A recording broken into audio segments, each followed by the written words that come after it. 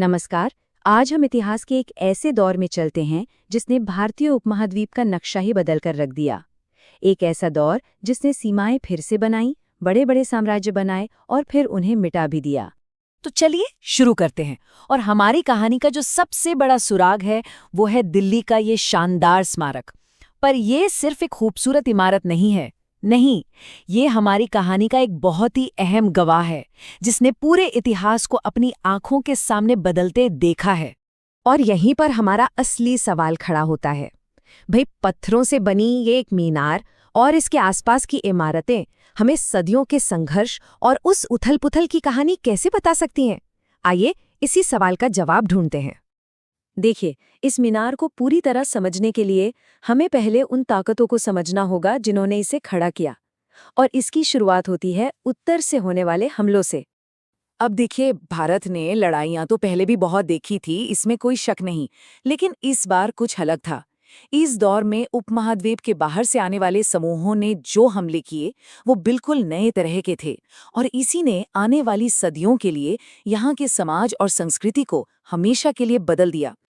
तो ये नए हमलावर कौन थे? इनमें से ज्यादातर लोग मध्य एशिया से आए तुर्क या अफगान थे। ये अपने साथ लड़ाई की नई तकनीकें, शासन करने के नए तरीके और दुनिया को देखने का एक अलग नजरिया लेकर आए थे। और इनके मकसद भी कोई एक नहीं था। वो यहाँ के बेहिसाब धन के लिए तो आए ही थे, अपना साम्राज्य भी बढ़ाना चाहते थे। लेकिन साथ ही अक्सर उनका एक मकसद अपने धर्म का प्रचार करना भी होता था, और इसके लिए वो ताकत का इस्तेमाल करने से भी नहीं हिचकिचाते थे। इन्हीं हमलों के बीच से एक नई राजनीतिक ताकत का जन्म हुआ, जिसे हम दिल्ली सल्तनत के नाम से जानते हैं। इसकी स्थापना 13वीं सदी की शुरुआत में हुई। तो सल्तनत का मतलब क्या है? सीधा सा मतलब है सुल्तान का राज। दिल्ली अब एक नए साम्राज्य का केंद्र बन चुकी थी। एक ऐसी ताकत जिसने न सिर्फ राजनीति बदली बल्कि उत्तर भारत की कला, भाषा और कल्चर पर भी एक गहरी छाप छोड़ी। लेकिन एक बात समझनी बहुत जरूरी है। ये कोई एक टिका हुआ साम्राज्य नहीं था। दिल्ली सल्तनत असल में एक के बाद एक आए 5 अलग-अलग राजवंशों की एक कड़ी थी। और यही बदलाव इसकी सबसे बड़ी पहचान थी। अस्थिरता। ये अस्थिरता कितनी ज्यादा थी, जरा इस आंकड़े पर गौर कीजिए।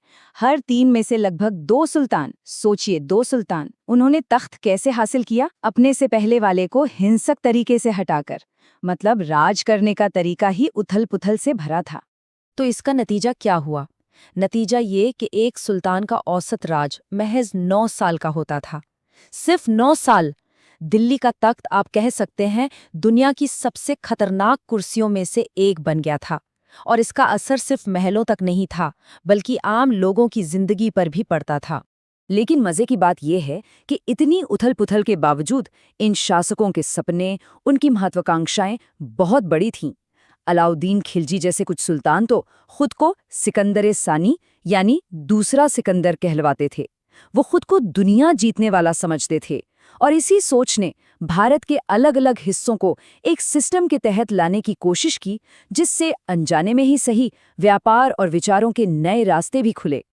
तो चलिए अब देखते हैं कि ये सब जमीन पर पूरे भारत के नक्शे पर कैसा दिख रहा था, क्योंकि ये कहानी सिर्फ दिल्ली की नहीं, पूरे भारत की थी। ये जो नक्शा है ये तुगलक वंश के वक्त सल्तनत को अपने चरम पर दिखाता है। पर जरा गौर से देखिए, कहानी सिर्फ एक तरफा नहीं है। नक्शे पर वो ताकतवर राज्य भी है जो दिल्ली को चुनौती दे रहे थे। अगर हम पूरब की तरफ देखें, जहां ये नारंगी रंग का इलाका है, वहां पूर्वी गंग जैसे मजबूत राज्य थे। उन्होंने सल्तनत को आगे बढ़ने से सफलतापूर्वक रोका। और ऐसा करके उन्होंने न सिर्फ अपनी आज़ादी बचाई बल्कि अपने खास कल्चर और पहचान को भी जिंदा रखा। और अब दक्षिण की तरफ नजर डालते हैं। ये जो लाल रंग का हिस्सा है ये होयसल साम्राज्य है। ये भी दिल्ली के लिए एक बहुत बड़ी चुनौती थे। तो साफ है कि सल्तनत का कंट्रोल पूरे उपमहाद्वीप पर नहीं था, बल्कि उसे हर तरफ से चुनौती मिल रही थी। और अब चलिए वापस चलते हैं वहीं जहां से हमने अपनी बात शुरू की थी, कुतुब मीनार। ये जो लड़ाई थी ये सिर्फ मैदानों पर नहीं लड़ी जा रही थी, ये वास्तुकला और संस्कृति के स्तर पर भी थी, जहां पुरानी इमारतों को सिर्फ तोड़ा नहीं जा रहा था, बल्कि एक नई पहचान को पुरानी पहचान के ऊपर बनाया जा रहा था। वहीं पर एक शिलालेख है जो ये बताता है कि इस मस्जिद को बनाने में 27 तोड़े गए हिंदू और जैन मंदिरों का सामान इस्तेमाल हुआ था। ये सिर्फ ताकत का प्रदर्शन नहीं था, बल्कि शहर के धार्मिक और सांस्कृतिक माहौल को बदलने की एक कोशिश भी थी। तो जब हम इन 300 सालों के उथल-पुथल भरे दौर को देखते हैं तो हमें क्या मिलता है? एक ऐसी विरासत जिसमें एक तरफ संघर्ष है तो दूसरी तरफ कुछ नया भी बन रहा था।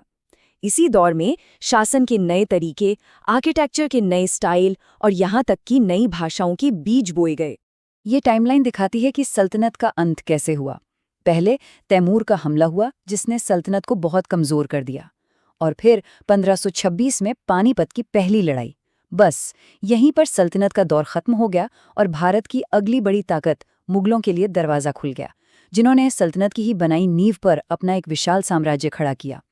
तो आखिर में हम इसी सवाल पर आकर रुकते हैं। ये एक ऐसा दौर था जिसने हिंदुस्तान का नक्शा बदल दिया, राजाओं को तख्त से उतार दिया। लेकिन सवाल ये है कि विनाश